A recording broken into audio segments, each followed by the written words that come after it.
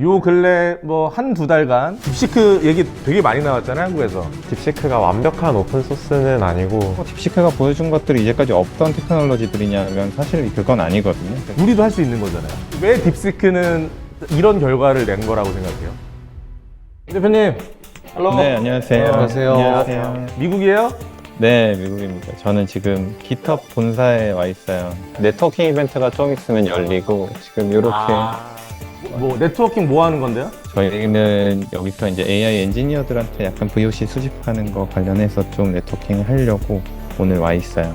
AI 엔지니어들이면은 사실 오늘 우리가 얘기하려고 뭐 딥시크랑 뭐 AI 관련된 얘기를 하려고 좀 모였는데 뭐 사람들이랑 얘기 좀 나눴어요, 많이? 네트워킹 좀 하고? 그냥 우리가 맨날 얘기하는 AI 에이전트들 네임들 뭐 라마, 뭐 제미나이 뭐 그냥 다 그런 얘기하고 있고 뭐 딥시크 얘기는 사실 그냥 여기는 약간 조심스럽게 하는 게 아닌가 싶긴 해요. 딥시크를 딱 이렇게 키워드 자체를 얘기하는 사람은 그렇게 많지는 않은 것 같아요. 요 근래 뭐 한두 달간 우리 딥시크 얘기 되게 많이 나왔잖아요, 한국에서. 라마도 옛날부터 애초에 오픈AI 적대적으로 나왔었고 데이터 자체는 제공하지 않고 코드는 제공하지 않고 모델만 제공한 형식인데 어떻게 보면 딥시크는 그대로 답습하고 있다고 볼 수 있죠. 딥시크가 완벽한 오픈소스는 아니고 오픈AI는 안 했는데 공개를 해버리니까 사람들이 좀 놀라긴 했던 것 같아요.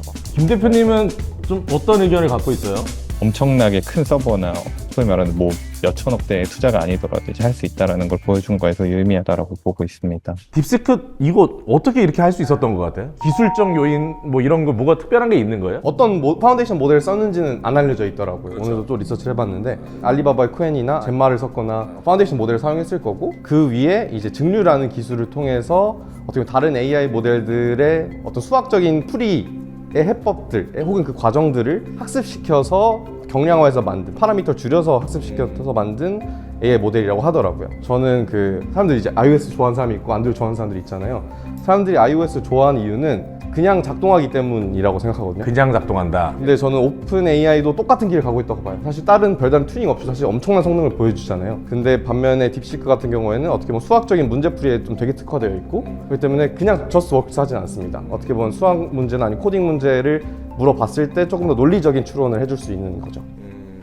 경량화와 증류라는 얘기가 나왔어요. 이거 경량화 얘기하면은 우리 제틱이 또 빠질 수 없잖아요. 이제 AI 모델 옵티마이제이션 쪽 하면 사실 크게 세 가지 정도 얘기를 하고 있어요. 이제 퀀타이제이션이라고 하는 이제 그런 데이터 표현형을 이제 양자화하는 그런 방법이 있고 프루닝이라고 하는 AI 모델에서 필요 없는 것들을 이제 가지치기 하는 이런 방법들이 있고 이제 세 가지가 이제 놀리지 디스틸레이션이라고 하는 이제 증류 여러분 말씀하신 증류 쪽의 이제 방법이 있는데 딥시크는 그거를 답습을 되게 잘한 케이스라고 보시면 될 것 같아요. 이 상황에서 딥시크가 보여준 거는 이런 경량화가 지금까지 리서치가 되고 있던 것들 그리고 그거를 많이 다른 사람들이 여러 회사에서 연구해오던 것들이 지금 이만큼 성숙했다라는 걸 보여준 것 같아서 계속 얘기가 딥시크가 지금 시도한 기술이 새로운 건 아니다. 기존에 있던 것들을 개선했던, 발전시켰던 이런 얘기를 하잖아요. 그럼 이사님, 우리도 할 수 있는 거잖아요. 왜 딥시크는 이런 결과를 낸 거라고 생각해요? 그 딥시크 R1이 이제 이번 사태를 만들었다고 봐야 되는데 R1의 모태가 되는 모델은 V3라는 챗 모델이었거든요. 근데 이 모델을 학습하는 데는 비용이 엄청 많이 들었을 거예요. 공개를 하진 않았지만 지금 오픈AI 같은 주류 회사들의 모델 수준으로 올리는 데는 비용이 생각보다 안 들었다라고 이제 판단을 하게 되면서 와 이렇게 놀랐던 상황이었거든요.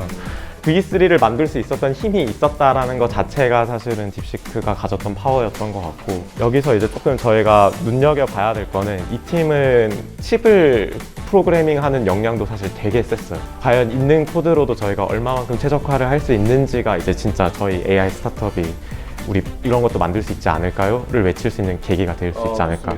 이사님이 중요한 두 가지 포인트를 얘기해 주셨는데 하나는 제 생각에는 기존 V3 버전에서 많은 연구와 비용들이 있었을 것이다. 사실 스타트업 혼자만의 힘으로 이거를 글로벌한 서비스를 만드는 게 쉽지는 않잖아요.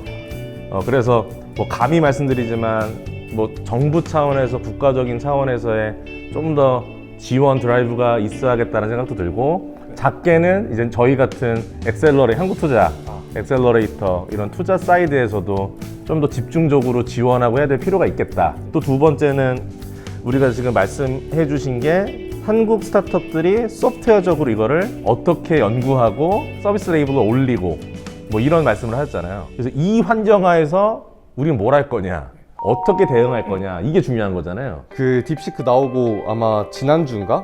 아마 일주일 사이에 나왔던 모델이 S1이라는 모델이 나왔습니다. $50를 만들었다. 일각에선 그래서 이제 $5짜리 나올 거다. 그렇죠. 보니까 딥시크의 모델을 되게 많이 차용을 했어요. 그대로. 근데 그 방법 중에 하나는 사고하게 만들었습니다. 사고하게 만들었다. 띵크하게 만들었다. 질문 하나 하면 사고 과정의 일련의 사고 과정들을 딱 보여줍니다. 이것도 또한 옛날부터 있었던 방법이에요. 저희 에이전트를 가장 만드는 기본적으로 많이 알려진 SDK인 랭체인에서도 사실 계속 서로 상호 비판하고 사고하는 이 루프를 돌도록 하는 과정이 있었습니다. 근데 이거를 아예 모델 자체에 녹여버린 게 딥시크랑 S1이라고 생각을 하고요. 저희도 사실 랭체인만 써도 말씀드린 GPU가 없어도 사실은 비슷한 수준의 성능을 만들어낼 수 있을 거라고 봅니다. API만 사용해도 사실은 결과값 자체만으로 봤을 때는 비슷한 성능을 낼 수 있다고 생각해요. 하지만 그렇게 됐을 때는 결국엔 API를 사용하거나 큰 파운데이션 모델을 사용하기 때문에 컴퓨팅 리소스가 많이 듭니다. 그래서 애초에 이걸 모델로 만들어서 또 경량화해서 이걸 사용하는 게 훨씬 더 효율적이게 되는 거죠. 스몰톡도 중요하잖아요. 사실 이거에서 절대 빠질 수 없는 비즈니스를 하고 있는데 어떻게 생각해요? 이 흐름에 대해서? 좋아진 점은 비용이 정말 낮아졌어요. 정말 제가 방금도 이제 확인해 보려고 이제 비용 비교를 해봤는데 5원에 대비해서는 10분의 1보다도 안 되는 비용 수준으로 내려왔고 O3가 제일 최고의 모델인데 그게 비용이 낮아진 건 사실 딥시크라는 경쟁자가 나왔기 때문에 가능했던 것 같거든요. 이제 저희는 부담 없이 막 써도 되겠다라는 생각으로 일단 접근해도 되지 않을까. 좀 아쉽게 된 점은 딥시크를 내부적으로는 그냥 이제 개발용으로 한번 써보고 있었는데 이번에 딥시크 사태가 터지면서 너무 트래픽이 몰리니까 못 사용하게 되더라고요. 서버가 닫혀가지고 그건 좀 아쉽게 됐습니다. 사업해야 되잖아요. 그쪽으로 넘어가야 될 것 같은데 요 얘기를 하기 앞서 일단은 어떤 일들 하시는 분들이세요? 우리 스타트업 모델들 한번 설명 좀 해보죠. 저는 파프리카 데이터랩이라는 회사의 공동대표에 있고요. 저희는 왈라라는 고객 데이터 수집하고 고객 데이터 분석하는 소프트웨어 SaaS를 만들고 있습니다. 그러면 이 리서치 폼 빌더 누가 많이 써요? 그 태생 자체가 폼빌더이다 보니 기본적으로 리서치를 하시는 회사들이 많이 사용을 합니다. 고객 리서치를 하시는 분들 혹은 애초에 리서치업을 전적으로 하시는 분들, 예를 들어서 리멤버 같은 경우에는 저희 서비스를 통해서 리멤버 리서치 진행하고 계시고요.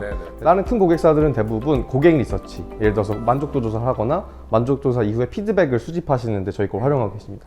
저희 스모톡은 AI 이미지 생성 및 편집 툴 플라멜을 개발 및 운영하고 있고요. 플라멜. 네, 플라멜. 해리포터였나요? 네, 해리포터의 연금술사의 이름을 따서 한 건데 아무것도 없는 거에서 이제 되게 가치 있는 이미지를 만들어 드리겠다라는 측면으로 이름을 붙여봤고요.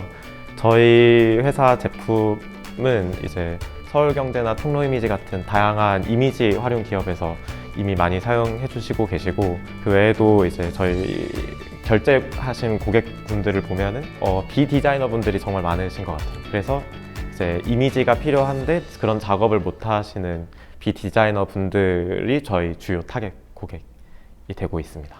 네, 저는 온디바이스 AI에서도 이제 스마트폰에 집중하는 이제 모바일 온디바이스 AI 소프트웨어 인프라스트럭처를 만드는 기업의 제틱 AI 대표고요.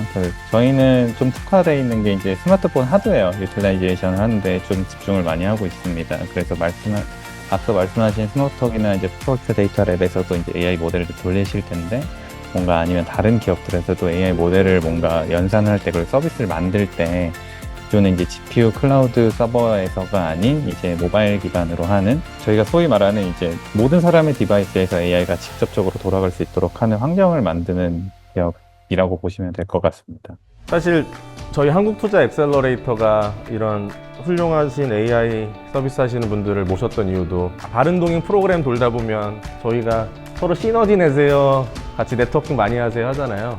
이게 어느 정도의 협업 가능성이 있는 레벨로 올라가다 보면 사실 우리 제틱이 둘 서비스를 서포팅 할 수 있는 형태의 어떤 시너지를 낼 수 있는 상황도 올 수 있고 다양한 협업 사례가 나오면 좋을 것 같아요. 사실 한국투자 엑셀러레이터가 그런 문화를 좀 만들어 가고자 하고 있습니다. 대표님 플라멜 잘 되면은 우리 많은 디자이너 분들 일자리 잃을 수도 있는 거잖아요. 내가 좀 더 잘 되고 싶다라는 목적으로 오픈 AI가 모든 걸 다 먹어버리는 거 아닐까 하는 어쨌든 AI는 도구거든요. 어떻게 해야 될 건지 조금 더 레그 같은 것들을 좀 고민을 해봐야 되는 부분들이 있었고 아, 제가 그렇게 느껴지게 했나요? 죄송해요. 호모 AI 코스 정말 좋은 명칭 같아요. 아니 계속 알았어.